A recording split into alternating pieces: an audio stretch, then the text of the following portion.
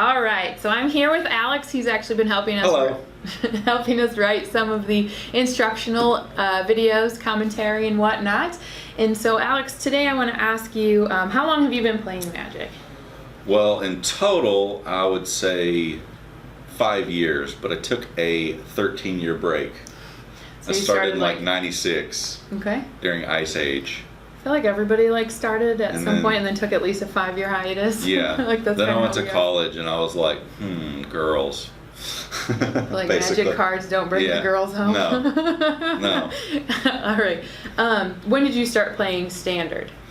I started playing Standard when it wasn't called Standard in 96.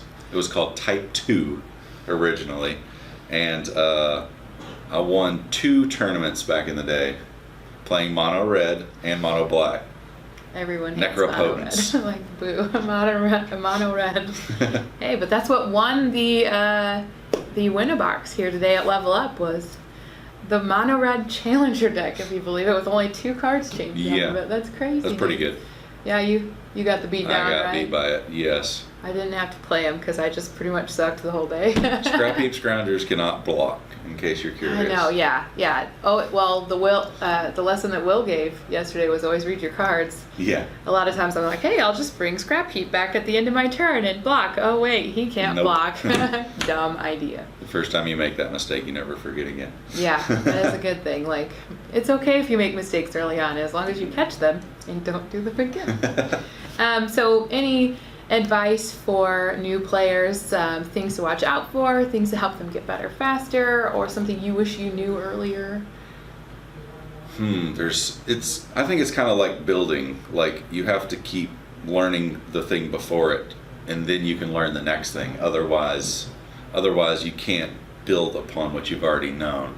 But the thing I thought was most curious when I came back was that you can block with a mana dork, like Llanowar elves, and then after you block with them, you can tap for mana. Mm-hmm. So I thought that was the best thing that I learned when I came back to playing Magic again after my 13-year hiatus. And on that same line, yeah, you can block with your Walking Ballista, knowing that he's not going to be able to kill that creature, and then use the 2 Yes. counters on him to do damage to something else without having to take all of that. Exactly. Yeah, It's so the best. so you said we want to build. So where should someone start? Like, what can they, where should they start at to get better? I mean, I think you start with the initial decks, the 30 card decks that you can get for free from any Magic store or store that sells Magic, because they have all the basic mechanics, and then you can build upon that as you know more. Because if you start with a really complicated deck, it's basically just like you have no idea what's going on. Because I've seen that happen a lot of times before. Yeah, what's great about the welcome decks that you can get for free is all of the card text is printed. So like if there's a vocabulary term, it tells you what that means right on it. Yeah, like the other day I couldn't remember what prowess meant, and I thought it was +1/+0, and so I was like, yeah, I'll just shoot it with my ballista, and he's like, no, it's actually +1/+1, and I'm like, oh, so I just lost my ballista for no reason. Never make that mistake again now. No. All right. Anything else you want to say to newbies? Just keep trying. Like, even if you've lost a couple games, it's all about having fun while playing. It's not about always winning. So I think that's the most important thing in Magic. Awesome. Thanks, Alex. Thank you. Well, you won. You go first. So my name is Chase Finley. I'm a French teacher from Crossville, Tennessee. I've been playing Magic for a while, since about 2010. But when I first started, one of the best lessons I learned about Magic is the value of using your cards effectively and not necessarily having an extensive collection of cards. That, for me, was one of the biggest struggles, is I tried to get a better collection than my friends, when really I could have just changed my decks around and been a little more efficient with what I was using. My name's Aaron Prince. I've been playing Magic since 1994, so one of the old schools around here. You're one of the only ones who didn't take a long hiatus like everybody else. No, I took a long hiatus as well. I was out for over 10 years. I came back about 4 years ago now. It's changed a lot, over the time. I'm not sure that what we're playing now is what Richard Garfield had envisioned all that time ago. But one of the things I probably wish I had a better understanding of in the beginning is mana curve, and this goes really important in draft as well. You want to make sure that you're spending all your mana on each turn. That's ideal. Having a turn where you don't play anything is really bad. So mana curve, if you're not familiar with it, look it up. It's very important. Yeah, that was my problem in the tournament today. Like, I went 2 or 3 turns in an aggro-ish deck with no place because I didn't draw anything but control. So, yeah, you won today. How did you win? How did that go for you? I won thanks to this Challenger deck, Hazaret Aggro. So I was in town just by chance, and I wanted to come by and play in a tournament. And I knew these Challenger decks had just been released by Wizards. They're all very competitive, so I decided to do some research online, see what was in each of them. Decided on Hazaret as the one I was going to be running today. And all I added to it was I borrowed a Soulscar Mage from a friend to get 4 Soulscar Mages in it. Bought a Chain Whirler and bought an extra Hazaret from the shop, put them in the deck, and ran it, and ended up going undefeated in the tournament today. And this ties into very much what he was talking about efficiency with your turns and making sure that you spend all your mana. Because I was often able to play something on turns 1, 2, and 3 and just completely outpace my opponents because I was much more aggressive than them.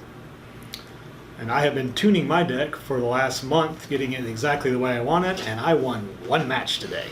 Aaron and I are twins. We've been working on a deck since Dominaria came out and nothing happened. So there's certainly something to be said. Sometimes, you come in and you're playing against players that have massive collections and you just feel like you're super outclassed, but Standard's the best way to come into it because you can build a good Standard deck really quick, especially if you just make up your mind what you want to build and focus on that one deck to start with. It's easy to get into to start. Okay, so and this kind of goes out to Aaron, since new players, I know I got my butt whooped the first couple weeks I played Standard. And so even as a newbie player, it's easy to get down. So can you kind of go through a little bit about how you deal with being beat? Like, what do you do after that? Oh yeah, I mean, when you keep playing Magic over and over again, you'll have games where you just don't get the land you need. You draw all land, you draw no land. You think to yourself, if I had just drawn differently, you're going to get a lot of those games. It's going to happen 10% of the time, roughly, figure.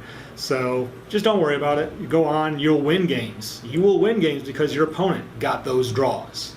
Mm-hmm. And you'll think to yourself, wow, this game's really easy, and your opponent's really upset. So, because all they drew was 7 lands in a row. It doesn't matter how good you built your deck, you still have to shuffle up and draw off the top of the deck, for the most part.